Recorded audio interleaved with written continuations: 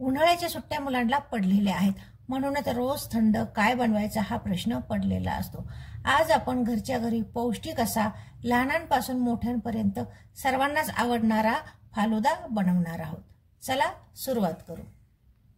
त्यासाठी मी इथं अर्धा लिटर दूध घेतलेलं आहे।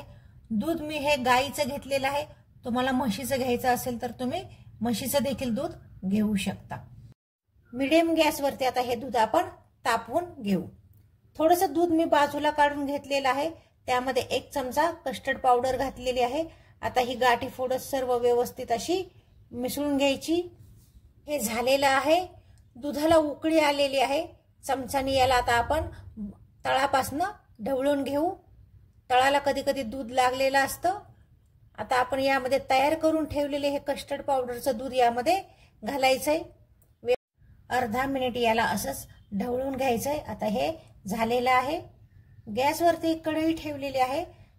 यामध्ये 1 चमचाभर साजूक तूप घेतलेलं आहे। आता यामध्ये बॉम्बिनो शेवई घालायची। इथे अर्धा बाउल मी बॉम्बिनो शेवई घेतलेली आहे। ही शेवई जाड असते त्यामुळे इथं ही शेवई वापरायची। आता हिला खमंग अशी आपण भाजून घेऊ। आता यामध्ये आपण 5-6 काजू घालणार आहोत। काजू यामध्ये थोडेसे परतून घ्यायचे। यामध्ये आता 8 ते 10 मनुके घालायचे। हे पण थोडेसे परतून घ्यायचे। आता हे सर्व परतून झालेलं आहे। आता आपण गरम करून ठेवलेलं दूध यामध्ये घालायचं। सर्व दूध न घालता थोडंसं दूध आपण शिल्लक ठेवणार आहोत।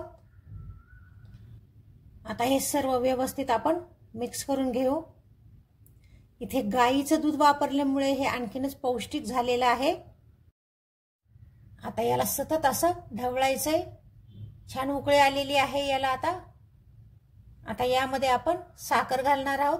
इथे जाड साखर न घालता मी पिठी साखर घातलेली आहे। तुम्हाला जाड साखर घालायची असेल तरी पण चालू शकेल। आता हे चांगलं ढवळून घेऊ आपण। साखर व्यवस्थित यामध्ये मिक्स झाली पाहिजे। इथे मी 5-6 बदामाचे काप करून घातलेले आहेत। आता याला व्यवस्थित मिक्स करून घेऊ। आता हे सर्व व्यवस्थित मिक्स झालेलं आहे। तुम्ही पाहू शकता इतपतच याला पातळ ठेवायचं, जास्ती पण घट्ट करायचं नाही याला।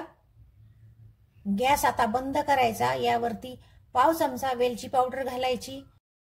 आता याला व्यवस्थित मिक्स करून घेऊ। इथे आपली खीर तयार झालेली आहे। आता हिला पूर्ण आपण थंड करून घेणार आहोत। आता सर्व करण्यासाठी आपण इथे काचेचा ग्लास घेतलेला आहे। 4 चमचे यामध्ये सब्जा बी घालायची। साधारण अर्धा तास सब्जा बी पाण्यामध्ये भिजत घालायचे। अर्ध्या तासामध्ये हे चांगले फुलून येतात। आता थंड झालेली खीर आपण यावरती घालायची। यावरती तुम्ही आईस्क्रीम देखील घालू शकता। गारेगार असा फालुदा आपला तयार झालेला आहे। गार्निशिंगसाठी यावरती बदामाचे व पिस्त्याचे काप घालू। व्हिडिओ आवडला तर नक्की लाईक करा। पुन्हा भेटू अशाच नवीन रेसिपीसह। तोपर्यंत धन्यवाद।